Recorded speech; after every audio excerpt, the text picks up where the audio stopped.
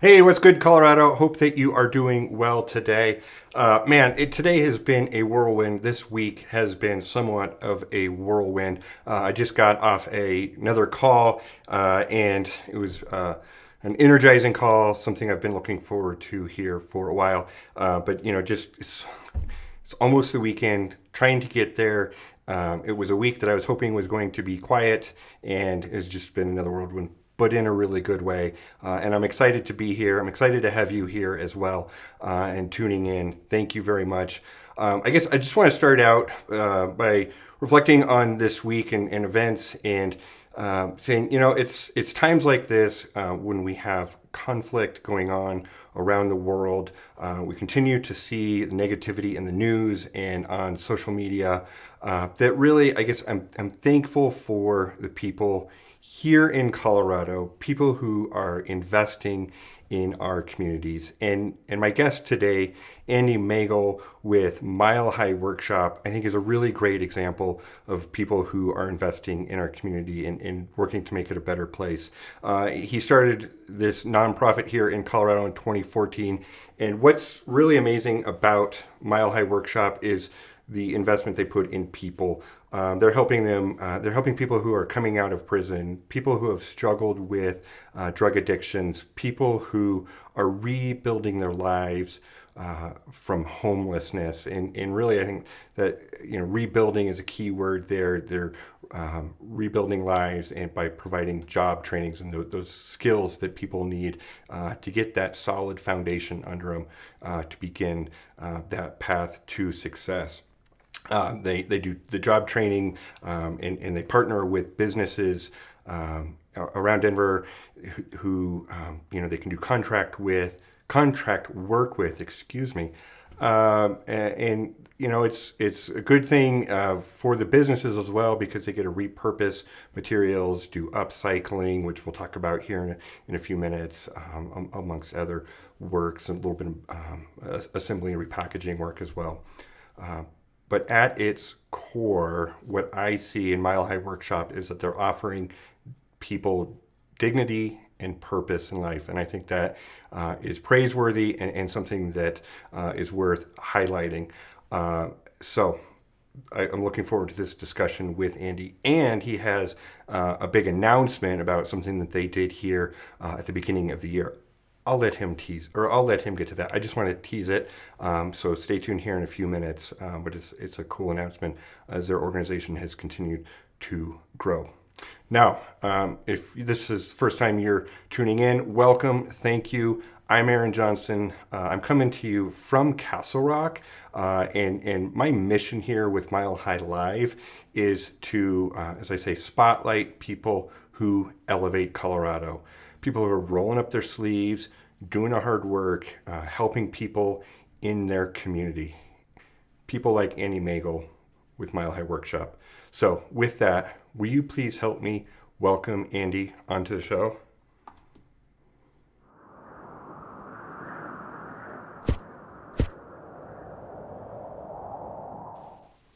Andy, how you doing, man? Hey, Aaron, I'm doing great. All Thanks for right. having me. Good. Well, I'm glad that you are joining me here. Thank you for taking some time here at the end of the week. Like I said, it's for me, it's been a crazy week, a frenetic week, but I guess in a good way. So I shouldn't complain. But been looking forward to this conversation with you here for a few weeks, and appreciate you spending some time to come on. Yeah, I'm really grateful for the opportunity, and I've been looking forward to chatting. It's a crazy week on my end too, but it's Yeah. it's Friday afternoon, so I'm feeling good. Okay. Good. Good. Okay. So I guess at a high level, can you share what Mile High Workshop is, what it does, and then we can get into some more of the details of the work that you guys are doing and the difference you guys are making in people's lives. But how do you describe your organization? Yeah, of course, we're a nonprofit, so we're a 501(c)(3). We've been around since 2014, like you mentioned, so we're entering our ninth year. And our mission has been unchanged since we got started. The point of the whole thing is to create opportunities for folks who are coming out of prison, recovering from addictions, transitioning from homelessness.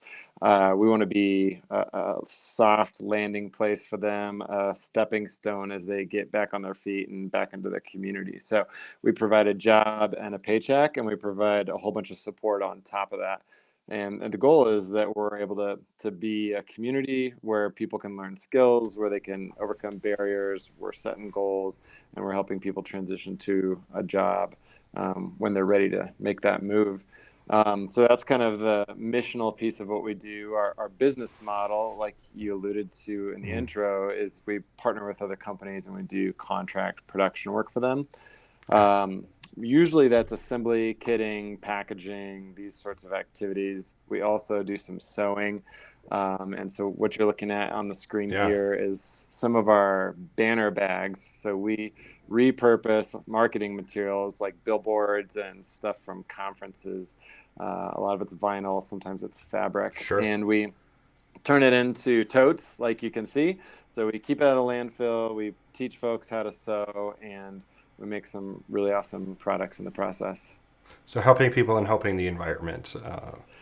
That's yes. a win-win. That's right. Yeah, good. That's great. And you sell these totes, right? Like this is a way to...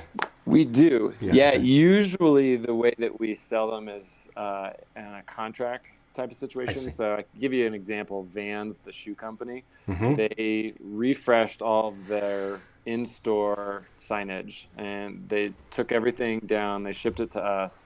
We cut it up, turned it into totes, sent it out to their California office, and they use those bags as like swag and giveaways. So they do beach cleanup days and that sort of thing.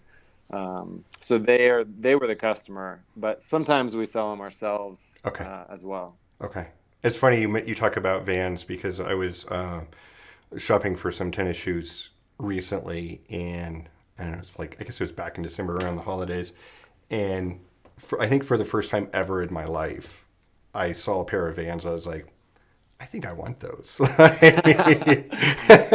never been a skater or anything like that. I'm just like middle-aged guy. Like, hey, you know what? I think it's okay.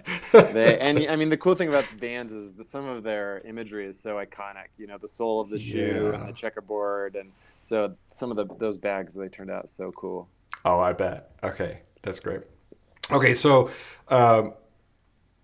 we'll dive into kind of like some of the day-to-day work, but I'm curious, what inspired you to start this organization? You started back in 2014, I believe, and can you walk us through your mindset back then and what drove you into this line?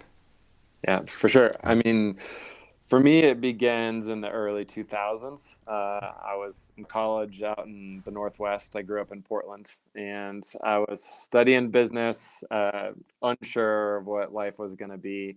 And I got connected with this volunteer group on campus that would go down to the Portland Rescue Mission.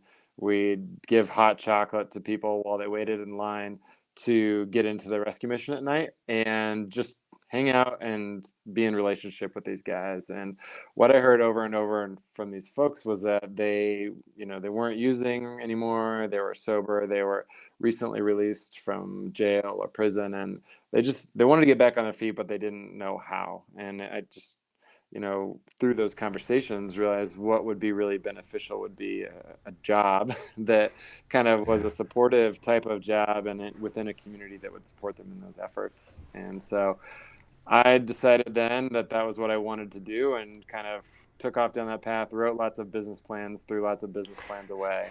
But just kind of tried to take steps, worked at a homeless shelter for a while, did stuff like that to try and learn. But then in 2014 is when Mile High Ministries is an organization that's been in Denver for a long time. They've done a lot of social support work, and they wanted to do something new that was related to jobs. I met them at kind of a right time, right place type of thing. Sure. And, it was convergence of what they wanted to do and what I'd always dreamed to do. And I felt like I got a bit of a golden ticket in the deal, like it was just such an amazing thing. And I got to step into that role and keep going. And we're operate independently of Mile High Ministries Right. today, but they're still very good friends and very grateful for the foundation they gave us. Okay. So it sounds like you took the route through the ministry. Is that what you were studying then in college? Not And is this not specifically. I specific? went Okay. to it was like a little Christian liberal arts college Uh-huh. called Warner Pacific University. So if you're in Colorado, it's probably similar to like CCU, Colorado Christian Mm, University, okay. just a Northwest version of that. And so definitely spiritually motivated, kind of faith driven, an understanding of human dignity, of Yeah. inherent value that comes from um, my personal faith and just kind of like the traditional Christian story. Cool. Yeah, I appreciate you sharing that because I agree. I think that's really important, and providing that level of dignity is critical in coming at it from that faith based aspect is very beneficial. So, I appreciate you sharing that. Yeah. Okay, so what's it look like day to day then at that high Yeah. workshop? Like, walk us We through have a that. Yeah. warehouse. We've got about 20,000 square feet. You're in Denver. Yeah, we're kind of Okay. north central Denver, Okay. just south of I-70 and off Colorado Boulevard. Hmm. Um, so yeah, 20,000 square feet, about 15,000 of that is production, kind of open production space. The rest of it is offices. And so during most of the day, folks are out working on our various projects, kitting, packaging, sewing. But then we have a team in office space that's providing a lot of support. And so you're going to go meet with somebody at least once a week. We've got groups, we have recovery groups on site, or like think financial literacy, communication, technology, these sorts of things. So helping people learn the skills you might need in your next job, while also kind of working alongside each other, managing the inevitable learning opportunities that arise, in the production environment. We have forklift, so we can teach, Mm. very practical things, but then also the soft skills of getting feedback from your boss and receiving that well, and translating that into your work. Those are all very important, and I think everybody can learn those. Oh, Um, yeah, I learn something on that front every day. no Yes. kidding. Now, you guys, you have a mission statement on your site and a core set of values. I'm not going to ask you to recite those, but I guess can you speak around that in the culture that you're building there, in what the values are amongst your team? What are Yeah, you trying to I say? can recite the values Oh, because we talk about them all the time. okay. And the values we talk about are organized around the word grace. Hmm. And so it's an acronym. Conveniently, there are 5 letters and 5 values, and we talk about each one of them Monday, Tuesday, Wednesday, Thursday, Friday at the shop. So it's growing every day, Hmm. responsible to each other, acting with integrity, community of peace, and excellence in our work. And, the overarching theme of grace is a big part of our culture and our community here. We are, in any work environment, I would say that everybody has stuff that they bring to the table that they aren't necessarily proud of. Right. We all carry wounds and pain, and we have our scars. And so I think what makes us a little bit different is that that's okay. And it's okay to admit that, and we acknowledge that, and we offer each other grace as we Mm. go throughout our days. And so we're not that different in the sense that like we're just people trying to do work and trying to learn and grow and live a healthy life. But under our Yeah. roof, it's acknowledged that that's what's happening, maybe more than it is in a traditional work environment. So today's Friday. So what is that? Excellence in our work. Yes, thank you. Excellence in our work. Hmm. I had that in my mind, and then as you were talking, okay, excellence in our work. And so, like, can you walk us through the lesson today, then, and what you guys were talking about around excellence in our work? Yeah. Well, Yeah. today's actually ended up being about forgiveness, Mm, which might seem like a big leap from excellence, but sometimes you just go where it goes. Absolutely. And as you can imagine, with a community of people who, well, any community, but especially when you've been incarcerated, your faults are front and center. And so the idea of forgiving yourself is a really huge piece. And then the gift that you give to yourself when you forgive and release other people in your life is what we've been talking about. So we just go around the circle in the morning, and whoever wants to share can share. And so we had a good conversation about, forgiving ourselves, forgiving others, and the freedom that offers us. Awesome. Yeah. Okay. No, that's good. And yeah, I hear you. It's interesting. I think about work, in different environments, and I guess one thing that I've thought about over time is how it's like, oh, there should be like this kind of like sanitized work should be like this sanitized area, right? We all come in and we put aside what happens to us outside of work, even though, you work around people that have marital problems, they have problems with children, or maybe they're alcoholics and they don't know it, right? Like there's all sorts of things or we just have stresses in our lives, right? And then we all like come into the workplace and we're expected to like just put those aside and not let those influence our day. Yeah. This is not realistic. No. And then you compile on that, folks that are they've come through the prison system, or they've lived on the streets, or they've suffered from those addictions. It's got to be even harder. But it sounds like the culture that you guys are building, the culture building that you're doing, I should say, is super valuable. And I think there's probably a lot of employers out there that could learn from that. So, it's core to your work. But, yeah. You're going to get me on a soapbox here. Please. No, I mean, I couldn't agree with you more. I think people ask me all the time about like why we do what we do, why are we special, why, like this kind of stuff. And I think over the years, my question has become like, why are we special? Like, why is it weird to go to a job and be allowed to be your full self at work? Because we all have those things you're talking about. No one is just like sailing through life and having a wonderful time all the time, and to expect people to show up all the time, never have anything go sideways. It's just, there's no way that creates health for anybody. And so I'm a big advocate that our model should just, what it means to have a job should look more like what we do on a regular basis than what it does in a lot of work environments. Yeah. Do you find people kind of struggle when they leave your program and they go to environments where that doesn't exist? They can, yeah. It does happen. We try hard to have good relationships with employers in the community who we know value their employees. People who can see their staff as more than maybe widgets or cogs in a machine, but are willing to accept them as people. And when we're able to get people in an environment like that, they thrive. When you put people in, the manufacturing world specifically doesn't have a great reputation. You think of like the production floor as not being a very soft place.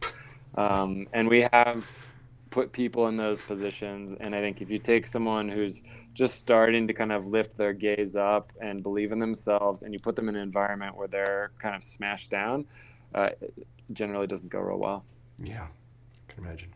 Okay. Yeah. Okay, so, starting, maybe take this kind of as a time sequence here for folks that first connect with Mile High Workshop. Like, what does that look like? How does somebody who is recently been released, or as we were talking about earlier, you're working with people who are still in jail, but they get released to come work with you, right? Like, or maybe they've been on the streets and they're starting to try to turn their life around. Like that touch point with your organization, how does somebody find you? What does that look like?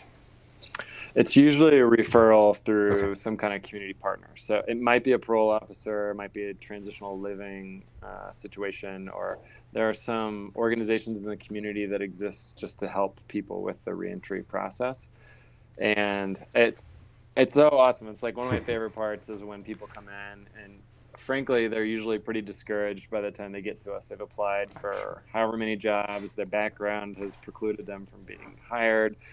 And then we say yes, they step in. We have a guy here right now who just started a couple weeks ago after 36 years of incarceration. And Wow.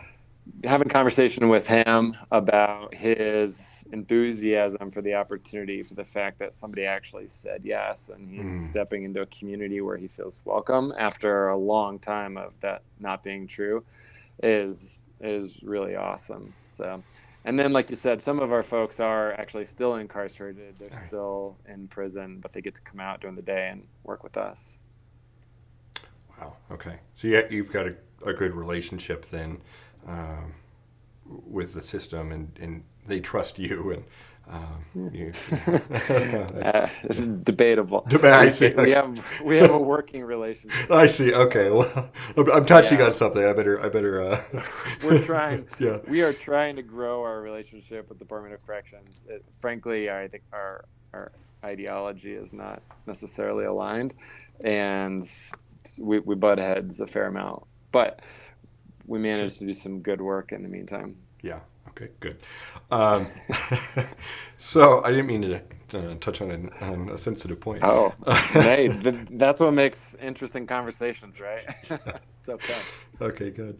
And then, so how many people are working within your shop at a time? We right now are probably between 25 and 30 people at a time, Wow. total. That includes me, and we have a couple other folks who help, run, but Okay. then most folks are somehow involved in the missional piece of what we're up to. Okay. And they're there like daily, 5 days a week, Monday Uh-huh. through Friday. Yeah, Like we're basically. Monday through Friday, Okay. 8 to 4, so pretty traditional work schedule. We do give everybody who's in the program Wednesdays as a work from home day. We do Mm. a virtual group over Zoom Okay. and then pay them a few hours that day to just work on themselves and then meet with parole officers, jump through the hoops that they have to jump through and just kind of create that space for them. Yeah. Cool. Yeah, I can imagine there's a lot of bureaucracy, excuse me, that they're still trying Yeah. to work through, and they need that Yes. assistance. Okay. Yeah, Yeah. they have a lot of people they're generally accountable to in their lives, and we try to help make that as easy as possible. Yeah. Good. Okay, and then I guess once they're in the door, um, you guys have welcomed them in. You've said yes, which I love how you describe that. Like Mm. that they're looking for somebody to say yes, and you guys are that organization because that's really powerful. What does their day to day look like? What are the jobs that they're working on? Yeah, well, we start each morning with a huddle, like I mentioned, where we talk about our values and what's going on for the day, and then everyone will break up into their team. And there's a few things we do. We've got some customers we've been working with for a long time. So one of the more well-known examples is probably Kong, the dog toy company. They are based up in Golden. They make those rubber dog toys. Our job is to get those once they've been molded. They come to us. We put them in their retail packaging, and then we box them up, palletize them, ship them to the distribution center. So we process probably 30 to 40,000 Kongs a month out of the workshop.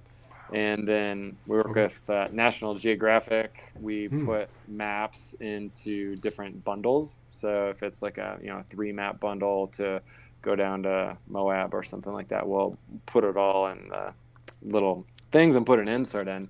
So work with them. They have a maps. Their maps office is up in Evergreen, and so we work Really? with them. Okay. Yeah, we work with several other local organizations, a group called Kind Kits, which builds these really cool volunteering kits. And Inquisicore is a home education company, so we kit science kits for them. And then there's a company called Rasa, which is up in Boulder. It's one of those coffee alternative drinks, if you've seen that. Okay. Mushrooms and herbs, and it's really good. I like it. Okay. We kit like different bundles of their product for them. So that kind of stuff. And then the sewing. Right now, we're doing a big Yeah. sewing job in partnership with the North Face, and then we are sewing the banner bags. And then the other thing that we sew is pillowcases, Yes. and and you teased in the intro a big announcement. So we've Please. had a company that we've partnered with for the last 6 years that it manufactures pillows. The company is called Infinite Moon. And as of January 1st, we are super excited that we actually acquired that company. So we're now owner and operator of this pillow company. So we sew pillows, we stuff them, we package them, we ship them, and it's all kind of under our roof as of this year, which is super exciting for us. Yeah, that is exciting. You guys are growing and you're able to do that. Um, Totally. Yeah, and it creates more jobs, different kinds of jobs, and the kind of extra margin on the revenue side just helps us, fulfill our mission and stay financially healthy. yeah, that's good. Yeah, to diversify a little bit. Yep. Okay. Um, and then how long do people work there? And I guess, do you have a program that's a certain number of weeks or months that Yeah. you kind of have them go through? What does that look like?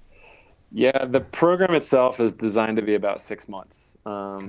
Some people don't need the full 6 months. Some people stay here a year. And then we have like a graduate program of sorts where people they exit the program, but they stay with us indefinitely. If there's still value for them, we can still be helpful, and we have the capacity, then we can hire people on. So we've got people at all levels of the organization that have graduated the program, and stayed with us and grown with us. But if you're in the program and you exit when you're supposed to and everything, it's about a 6 month process. I see. Okay.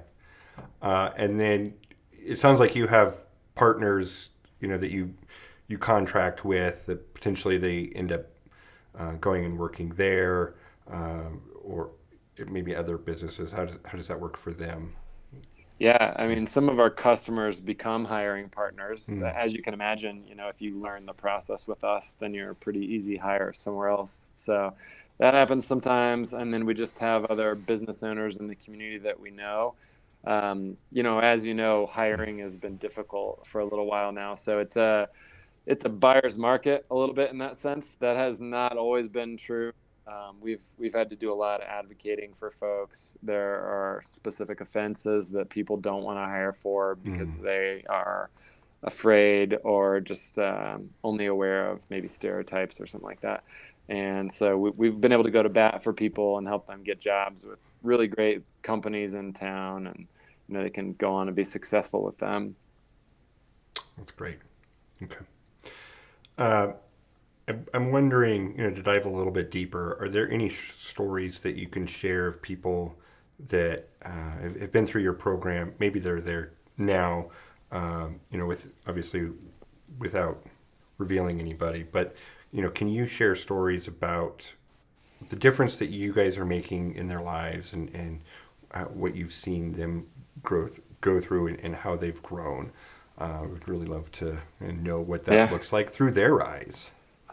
Yeah, I mean, could tell lots of stories. I Yeah. think one that's maybe fresh on my mind, which is because we were able to celebrate this last summer together, was a lady who came to our program after years of substance abuse, and Mm.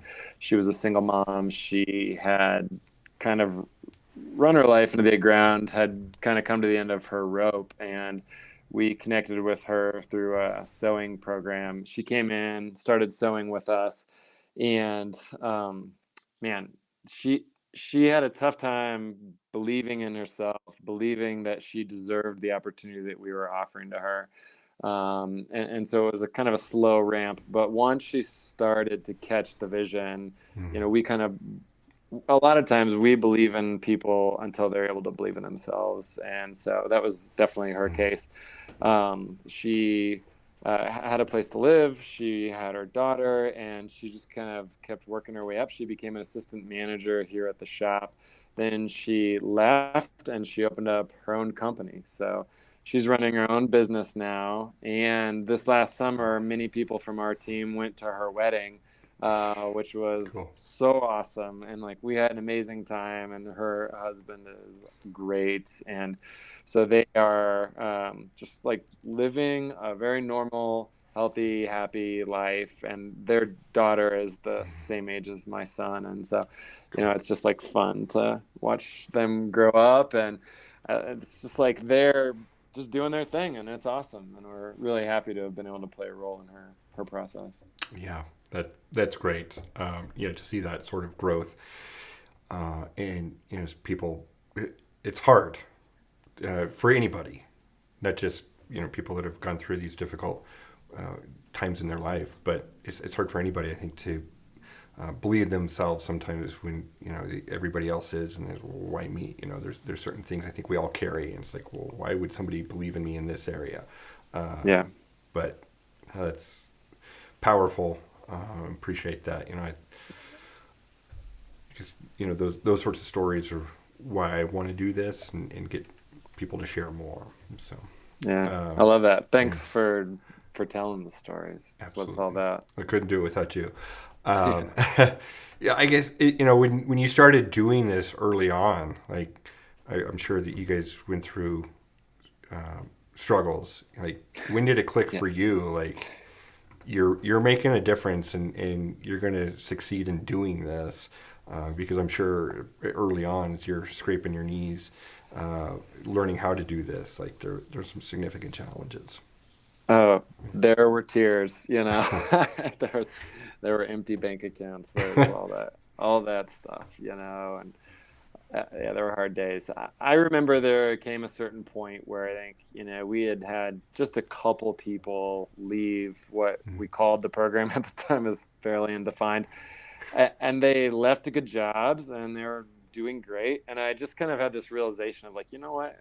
If we don't do anything else, like I'm good, like we've been helpful and we've Mm. served our purpose. And like, one of our first employees, she did 10 years in prison for attempted murder, and she Wow. got out, and she was just a phenomenal person, and she's still just like crushing it, and it's like she left, and I was like, hey, like we helped her, it's all gravy, Mm. and so we've employed a little over 200 people at this point in the program. Okay. And so it's all, I don't know, it's just all good at this point, and if we had to shut down tomorrow, I wouldn't have any regrets. You've I'm helped just over super. 200 people change Yeah, their lives.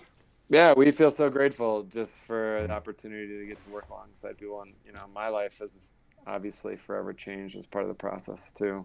So Yeah. Yeah. mm. Awesome. Um, so I guess I would love to, since you've been doing this for a while, what advice do you have for people who, look around our communities? We're seeing increased homelessness. We're Mm. seeing these problems enter into our communities that either didn't exist before, or, uh, like where I'm at here in Castle Rock. It's not that there wasn't homelessness, but you didn't see it like you do today. Mhm. And it's not like it is in Denver, or Colorado Springs. There's some areas around there, where I have some family that live that see it. Mm. So, what advice do you have for people, based on your experience, to view those individuals that are in those circumstances, that are growing in their communities?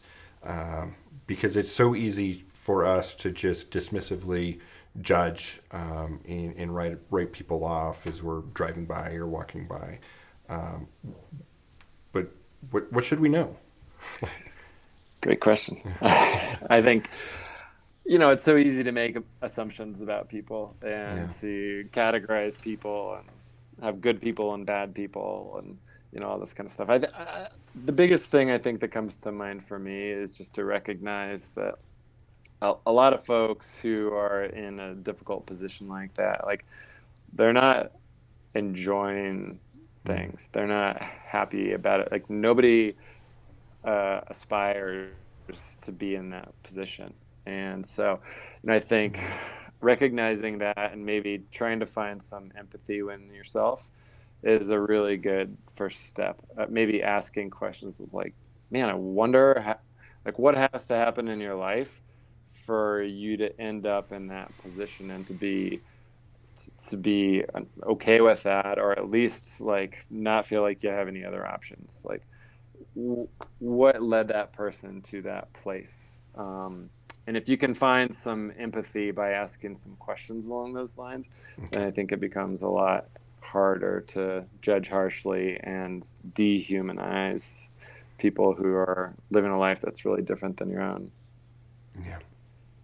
Yeah. Okay. I think, here at the shop and then just, yeah, out in the community, we have a tendency sometimes to think of other people as different than ourselves. But we all want and need the same things. We all need love and community and dignity and opportunity. And if we don't have those things in our lives, then it gets really hard. And we've all had times where we feel like crawling into a cave and never coming out.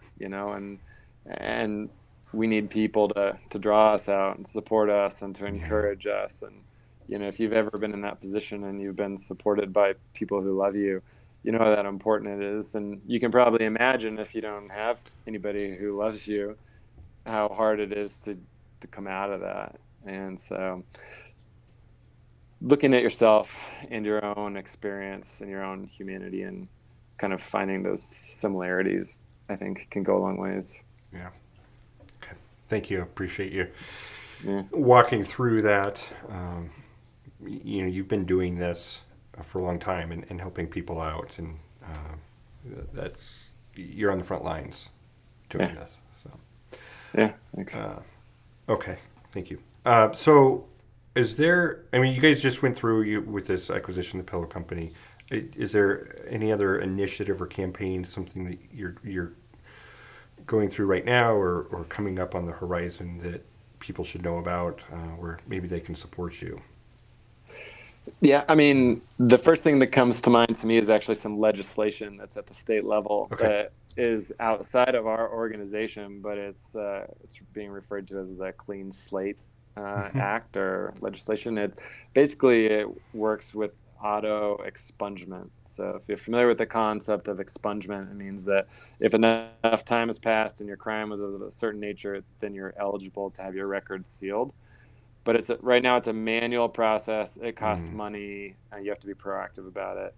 And the Clean Slate legislation would basically make that an automatic process. So it wouldn't rely on cost and this sort of thing. So it would help a ton of people access housing, jobs, financial support, lending type stuff, without having to jump through all those hoops. So we're a big fan of that legislation. That's something that's kind of in our world and is happening right now in Colorado. Okay, that's being discussed at the state legislature now. Where does that stand? Has it gone through committee, or it just passed unanimously yesterday? Yeah. So in the state house or the state senate?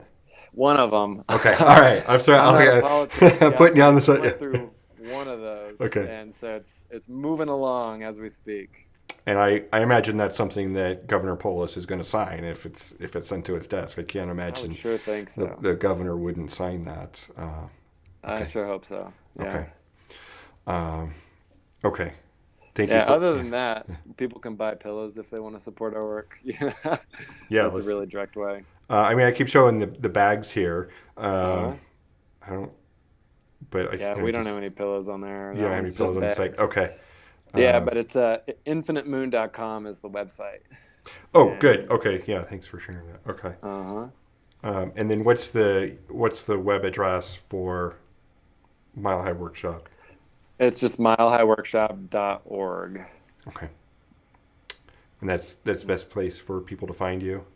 Yeah, we're on social media. We're not hugely active, but we exist there. So that's another option. Yeah, I gotcha.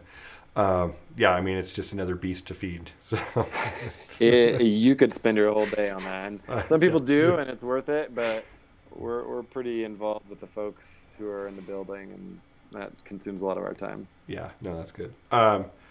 So I have one more kind of wrap up question, but is there anything else to cover anything you want to share that I haven't gotten to at this point? Yeah. Great question. I've appreciated the conversation. I mean, I think anytime I get the opportunity to talk about our work, my favorite thing to talk about is just the shared humanity of the people that we work with, and Yeah. the fact that we're in some ways very normal, that we are a bunch of kind of scarred and hurting people who are trying to be healthy and grow and learn and love each other and support each other, and I think that's what makes us special. And we're just really honored to get to work with the people that we do, to help them see in themselves what we see in them when they walk through our doors. And man, I would just love if that wasn't weird and special. If that was just normal, I'd be so happy. So anything that we can do to help educate and inform employers or anybody who's kind of in this space, we would love to. And so I'm just Love to, grateful for the chance to tell our story. yeah, thank you. Yeah, I'd love to have those connections, and if there are businesses that are interested to reach out to Andy and Totally. his team. Hearing you say that, it reminds me of DC Talk and Toby Mac's song. We are scarred and broken people. And like That is a suddenly that lyric from a jumps out DC at me. Talk. Oh, I'm so glad you mentioned that. It's been a long time since I've heard DC Talk. Yeah, I'm dating myself, but I like it. I yeah. like it. Well, yeah, it's good stuff. So, cool. So one question that I love to ask folks, just kind of off the topic of what we've discussed here, but love to hear from people across the state. In your view, Andy, what makes Colorado a great place to live? I mean, the secret is out. I wish we could put the genie back in the bottle, but the secret's getting out. People are flocking here, but from your perspective, I'd love to know what makes Colorado such a great place.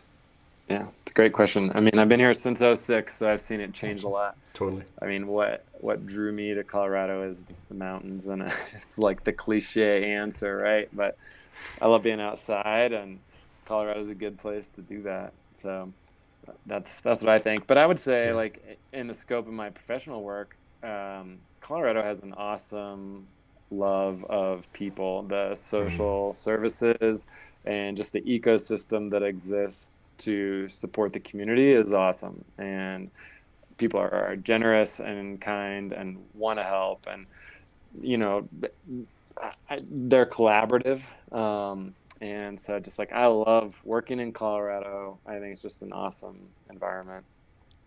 It is. Yeah, no, I appreciate you sharing that. I share a lot of that perspective as well. We have a lot of differences amongst ourselves here, but we're all able to live together in this state and make it a great place. And Yeah, we try to put those differences aside when we can. I think that's been the root of Colorado for a long time, and I hope that we can continue to hold on to that because that's really important. So, I cool. agree. Okay. All right, Andy. Again, what's your website?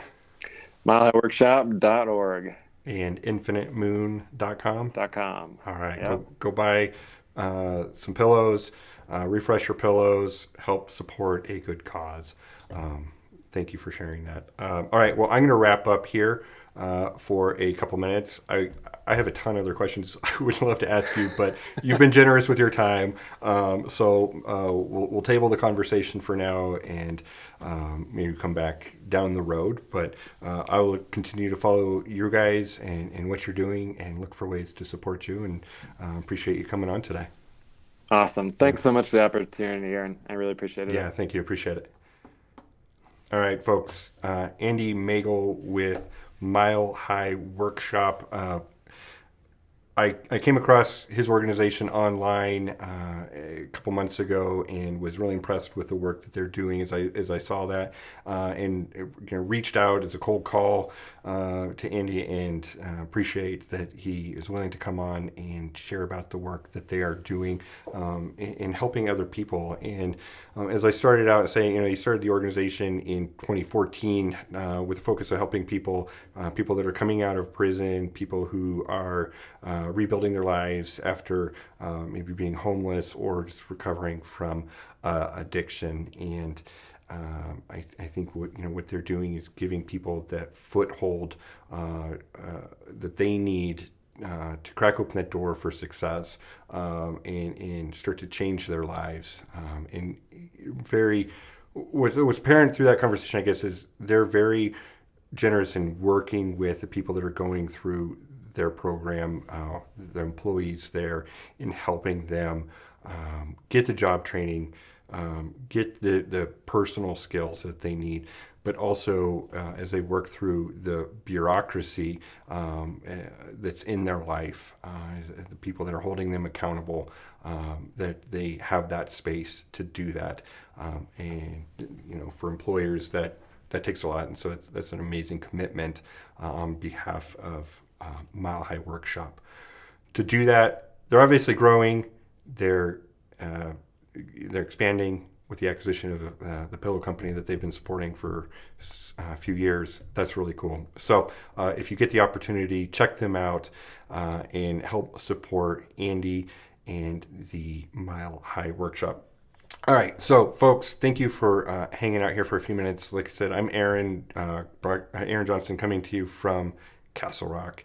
The purpose of my show here at Mile High Live, my mission to spotlight people who are elevating Colorado, people like Andy that are really pouring their energies into helping people in our community. And I hope that you will continue to tune in. You can check out more about what I'm doing and catch up on past episodes here at my site, milehighlive.co. Milehighlive.co. I did CO because, well, we're in Colorado, so why should I do .com like everybody else? So you can check out past episodes there, and as well, if you'd consider subscribing. Of course, every person here on YouTube would love to have a subscription, but more than building my subscriber numbers, what I'm trying to do is build a community of people who are engaged and want to be informed, be engaged of what's going on in Colorado, and help support organizations like Andy's and so many others, and just continue to keep top of mind that when we have conflicts going on in our worlds and the news seems overwhelming like it has been this week, that we are surrounded by people, our neighbors, who are doing amazing things. So please continue to tune in, check us out, and support the groups that are working on spotlighting here. So with that, friends, thank you so much. It's almost the weekend for me. I'm going to wrap up. Appreciate you hanging out. And that, friends, is what is good in Colorado. See ya.